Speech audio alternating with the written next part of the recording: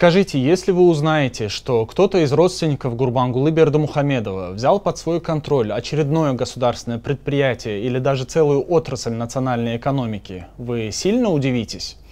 Да-да, представьте, они до сих пор не наелись. И сегодня мы расскажем, как из государственной казны в бездонные карманы его родни перекочевало более 50 миллионов долларов. Однако просто так воровать им уже скучно. И на этот раз они украли красиво. Причем красиво в буквальном смысле этого слова. Потому что речь в нашем новом расследовании пойдет о центре красоты и эстетики. Суперсовременной клинике, построенной на наши с вами деньги, но внезапно переданной на баланс частной фирмы, о которой никому ничего не известно. Ну, было неизвестно.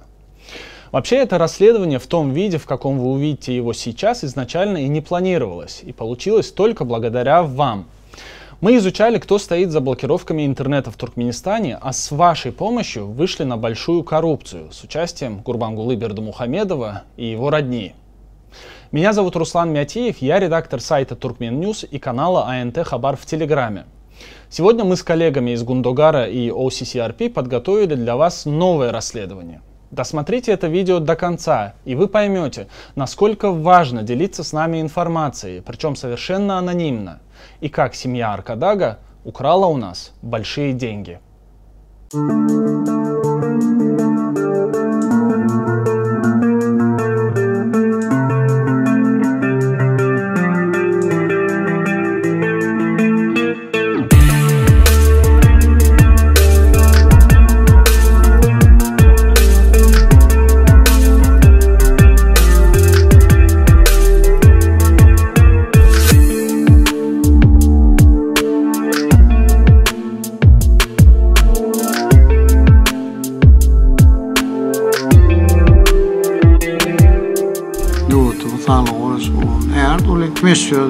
Mali firistelerini koyuver yani.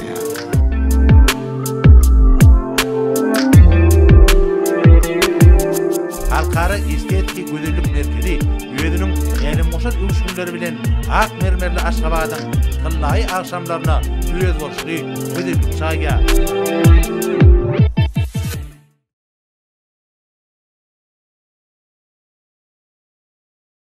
К лету 2023 года в стране были заблокированы все основные хостинги, DNS-сервера и сети доставки содержимого, позволяющие быстро загружать сайты.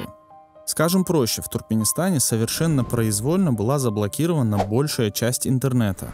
Ни один популярный мессенджер недоступен, не открываются сайты зарубежных вузов, игр и сервисов, не говоря уже о независимых информационных ресурсах. Сотни тысяч граждан Туркменистана были лишены возможности элементарно общаться. Но самое главное, мы выяснили, что те люди, которые блокируют в стране интернет, сами же за огромные деньги предоставляют желающим свободный доступ в сеть. По сути, они словно террористы, взяли в заложники туркменский интернет, а за выкуп, то есть за взятки, выдавали гражданам то, что им гарантировано Конституцией – право на получение информации. Напомним также, что жители страны получают доступ к интернету не бесплатно, причем в Туркменистане он дорогой. Как так получается, что Туркмен-Телеком, основной провайдер интернета, получает 280 манатов в месяц с одной квартиры, а блокировщики получают до 1000 манатов с каждого устройства? При том, что Туркмен-Телеком тратит большие суммы на зарплаты и поддержку сетевой инфраструктуры, а блокировщики суют эти деньги себе в карман. В общем, нам это сильно надоело, и в конце июля 2023 года мы на своем канале в Telegram призвали читателей слить нам любую информацию в отношении конкретных людей, занимающихся блокировкой в Туркменистане интернета. Мы запросили их имена, должности, адреса и телефоны, имена членов их семей и любые другие личные данные.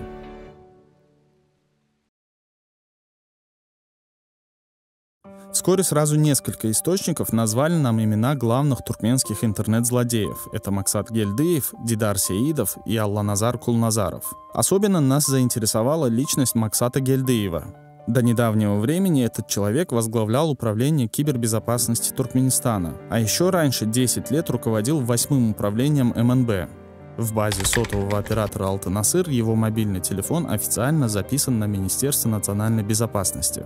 Именно сотрудники Управления кибербезопасности Туркменистана блокируют сайты и мессенджеры, тормозят скорость интернета, изучают комментарии и ищут критиков режима.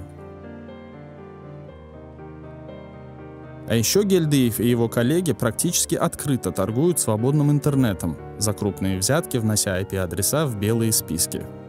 Вскоре после серии наших публикаций об этом человеке его уволили, но своей власти и влияния он не потерял.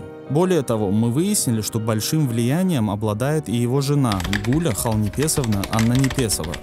В интернете об этой женщине есть много упоминаний, но чего вы точно не найдете, это ее личные профили в социальных сетях. Гуля Аннанипесова по специальности врач, кавалер многих государственных наград. В октябре 2016 и 2021 годов за большие успехи в реализации государственных программ по развитию системы здравоохранения Гурбангулы Бердымухамедов наградил ее юбилейной медалью к 25- и 30-летию независимости Туркменистана. Причем в первый раз Гуля Аннанипесова была отмечена как врач Международного центра внутренних болезней, а во второй – уже как директор индивидуального предприятия «Центр красоты и эстетики». Запомните это название. Отдельно стоит отметить, что в 2016 году вместе с Гулей Аннанипесовой Бердымухамедов также наградил и 4 из 5 своих сестер – Огулджамал Гельдымухамедову, Гульджамал Артыклиеву, Гульнабад Довлетову и Мяхри Бердымухамедову. Совпадение ли это? Вряд ли.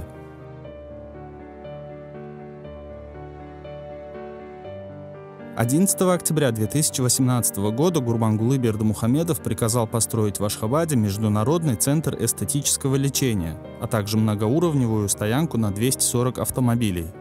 Источник в Туркменистане послал нам копию этого президентского указа. Из него следует, что строительством будет заниматься турецкая фирма Гапиншат, что завершить его нужно через 2 года, что оплачивать все будет Центральный банк Туркменистана, но сумма строительства по какой-то причине из указа была удалена. Однако ее мы смогли узнать из другого президентского указа. В мае 2020 года Бердымухамедов одобрил список объектов, открытие которых было намечено к празднованию 25-й годовщины нейтралитета. В документе говорится, что эстетический центр и парковка обошлись государственной казне Туркменистана в 51 миллион американских долларов.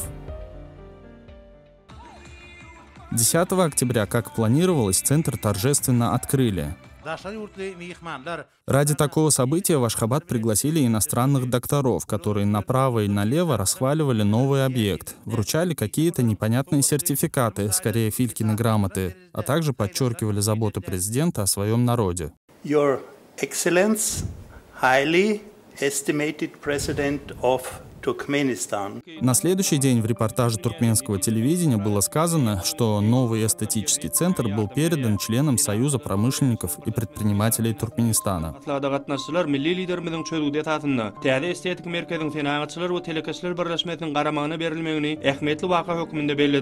Но чего вам точно не сказали, это то, что центр был передан не Союзу в целом, а конкретному юридическому лицу, некоему акционерному обществу закрытого типа Ашхабадский международный центр эстетического лечения.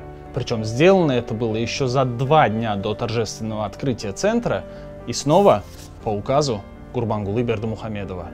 Более того, новые владельцы получили от президента, мягко говоря, существенные льготы. Во-первых, им дали 10 лет на выплату затраченных государством средств. Во-вторых, выплачивать деньги им разрешили в манатах, а не в долларах. В-третьих, и это самое главное, сумма в манатах даже по заниженному государственному курсу намного меньше, чем само государство потратило на строительство. Ровно на 6,5 миллионов долларов. А если же считать по рыночному курсу валют на тот период, то новым владельцам эстетический центр с самым современным оборудованием и парковкой на 240 машин обошлись менее чем в 7 миллионов американских долларов. Вот такая арифметика. Чем вам не яркий пример поддержки государством частного бизнеса?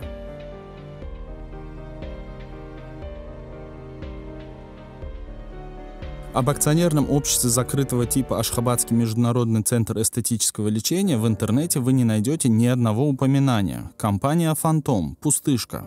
Мы попросили наших источников дать нам о ней любую информацию, а спустя некоторое время один из них, за что мы ему безмерно благодарны, прислал нам полную базу членов Союза промышленников и предпринимателей Туркменистана. после этого тайное стало явным. Во-первых, мы узнали, что членом СППТ Ашхабадский международный центр эстетического лечения стал 27 октября 2020 года. То есть, когда новое здание за 51 миллион передавали Союзу, новые владельцы даже не были его членами.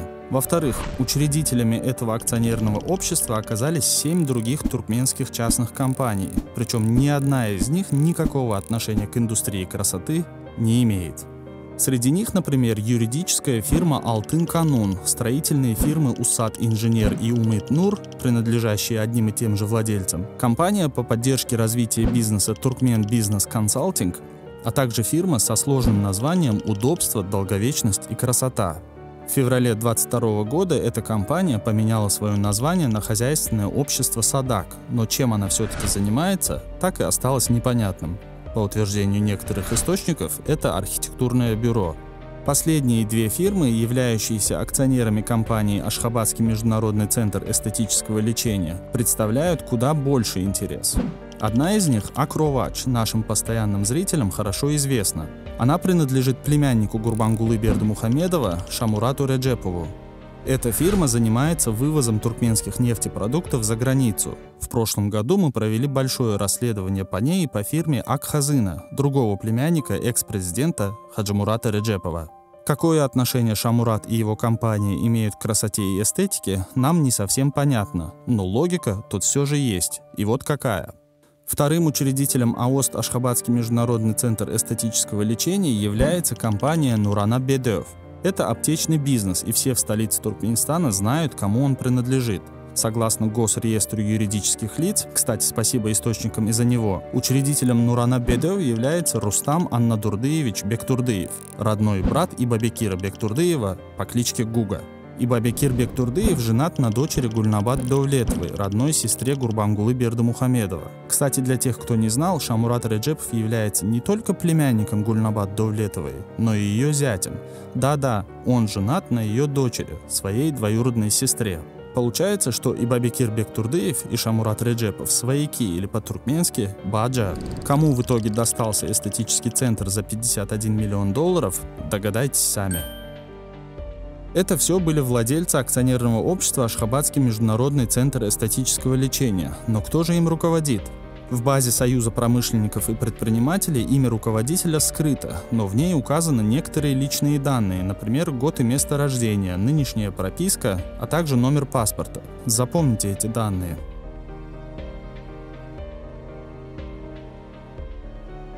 Чтобы посмотреть, что этот центр представляет из себя спустя 3 года после открытия, мы послали туда своего корреспондента. Наш человек прогулялся по этажам, они пустые, а также получил ряд медицинских услуг. В кассовом чеке, который выдали клиенту, поставщиком услуг значится компания «Центр красоты и эстетики». Открываем базу СППТ и видим, что этой компанией руководит Гуля Халнипесовна Аннанипесова. Ее личные данные полностью совпадают с данными неназванного руководителя акционерного общества Ашхабадский международный центр эстетического лечения. Гуля Аннанипесова является директором эстетического центра за 51 миллион долларов. Она – жена главного блокировщика интернета Максата Гельдыева, сотрудника МНБ Туркменистана. А еще Гуля Аннанипесова является личным косметологом Гурбангулы Бердымухамедова. Эта женщина неоднократно в качестве врача сопровождала президента в его зарубежных поездках. Например, 15 и 16 марта 2017 года она летала с президентом в Катар, а 6 и 7 ноября 2019 в Италию.